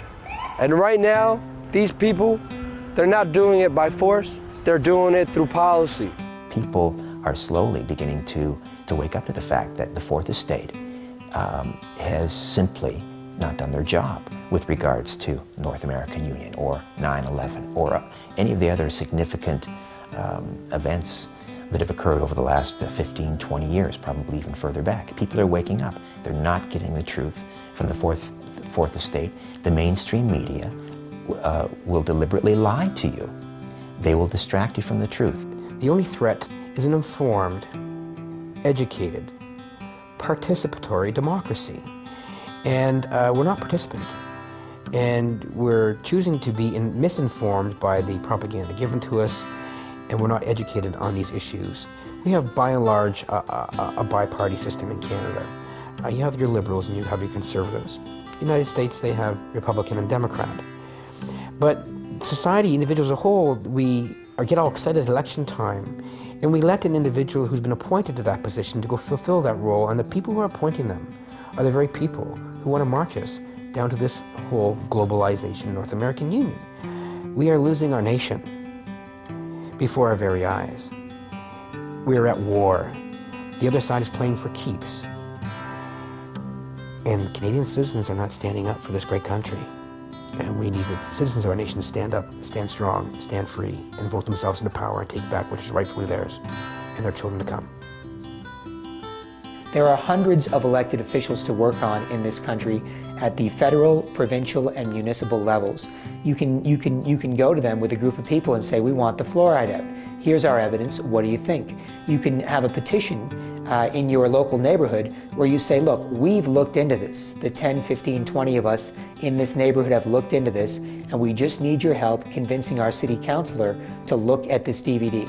You can have a copy of it too, so we're all judging the same thing. And then the people in your neighborhood can see it, and they can say, yeah, of course the city council should watch this, and of course the city councilor should vote against this.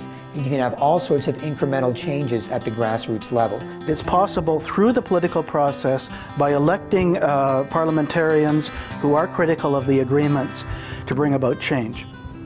Every time an election comes around and someone comes to your door handing out pamphlets, invite him inside and tell him what you know and ask him what he's going to do about it, or she's going to do about it as an elected representative. They have to know that we know. They have to know that we're not going to stand for it. Start getting actively involved in local politics, because real change is not going to happen with a senator or a congressman or a president. It's going to happen in your city hall. It's going to happen with your sheriff, your mayor. And your little towns and communities, you could have the best change there because it starts with the people. And we have to understand, the more we use our hearts and minds, the more we spread this message, the more we talk to people, the more we communicate people, the better life we will have for us and our children in the future. I am very proud to have all of you guys here. You guys are my family. You guys are my friends. You guys are my companions in this info war. And we will be successful one way or another, because there is no defeat in our hearts. Whether it's raining, whether it's cold or miserable, we are still out here because we love this country, we love this flag, and we love our freedom. Liberty and justice for all, including sick and dying 9/11 first responders.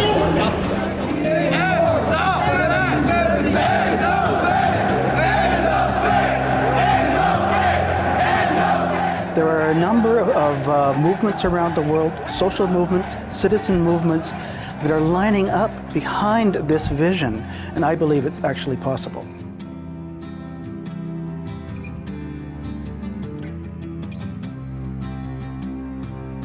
What people need to remember is that we make up the base.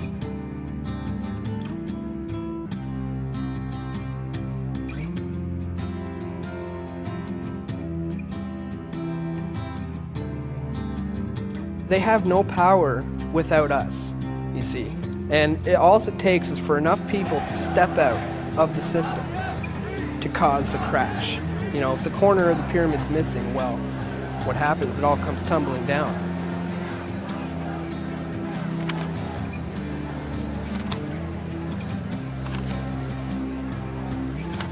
Start a website. Hand out flyers and DVDs. Contact your local representatives to ask tough questions to politicians. Just get more and more involved in trying to spread the truth, because that's really what this world needs. You guys want a DVD? You guys want a DVD, documentary, free DVD? What is it for? Now, what's the basis of this? You've seen it? Yeah. Have you heard of it, or? Yes, and I watched part of it online. Oh, cool. Awareness is key. Nothing's ever going to change unless there's enough people who know there's a problem in the first place. So that's what this day is all about. Spreading awareness. That's as simple as that. You as an individual can say, I'm going to make an 8.5 by 11 flyer for my neighborhood that basically says, look, I make a combined family income of $120,000 a year. I live in a $275,000 house. I live in this neighborhood. I'm from here, and I'm just going to drop this off in your mailbox once a week. And I think if everybody did this, and you put on there who you are and what your intentions are, you can be semi-anonymous if you want, but you basically say, I live in this neighborhood, and I'm making this statement on behalf of people who are basically me in terms of demographic, irrespective of what roles are assigned for us by the media and by our society. I'm one of you, and I have this information to share. So you can certainly do that as well. There's a million things that any individual can do, but I think more importantly, it's going to have to go neighborhood by neighborhood, block by block, because the only reality that you can believe in consistently is one that you are in and one that you share with someone else. We don't need believers anymore. We need doers. And the doers right now are the average citizen standing up, organizing, and coming together under a common good to go save themselves, because Canada is in peril, and we're not alone. And this whole North American Union globalization is not inevitable like 1 in 2 people believe in Canada. It's not. It can be stopped. And if people who sit here since the time of Confederation, who put our country together, could fight and give up their lives to save this country, how dare we, as individual citizens in the 21st century, sit back idle and say it's inevitable. Our country is going to this new world order and this new global elite savior country. And we can do that. And Canada is no different from the same patriots and nationalists in the United States or other countries. We're fighting a war together. Whether we're individual citizens of different countries, we have to fight the same people together. We need to come together, get out there, educate, inform your fellow man. Do not be embarrassed. Do not be shy. Who cares if they call you conspiracy theorists? This is the truth.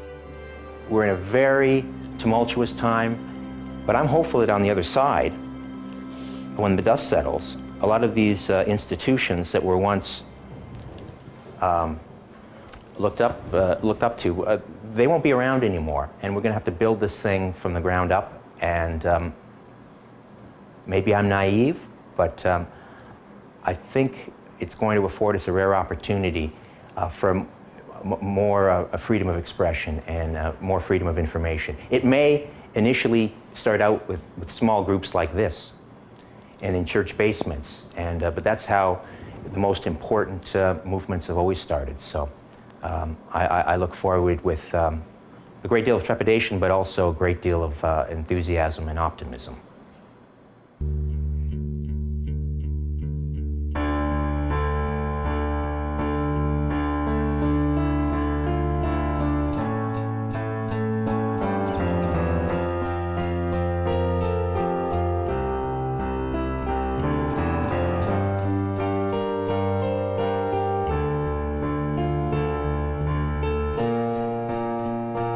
Can you say today that this is not a prelude to a North American Union similar to a European Union?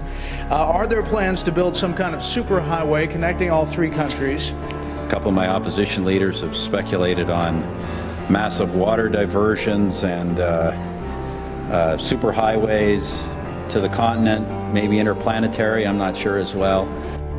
Manitoba is also taking a major role in the development of a mid-continent trade corridor, connecting our northern port of Churchill with trade markets throughout the central U.S. and Mexico. Canada and Mexico are as one. Canada and Mexico have both fought against protectionism, and our two countries have launched an appeal for a reinforced system of global financial regulation. Mexico is doing its part in promoting closer and better integration among countries in North America. The world grows more globalized day by day and is divided into large, increasingly integrated economic regions. We need more integration, not isolation nor protectionism. And we have agreed with Canada on that point in the G20 and other forums. 2009 is also the first year of global governance, with the establishment of the G20 in the middle of the financial crisis. The climate conference in Copenhagen is another step towards the global management of our planet.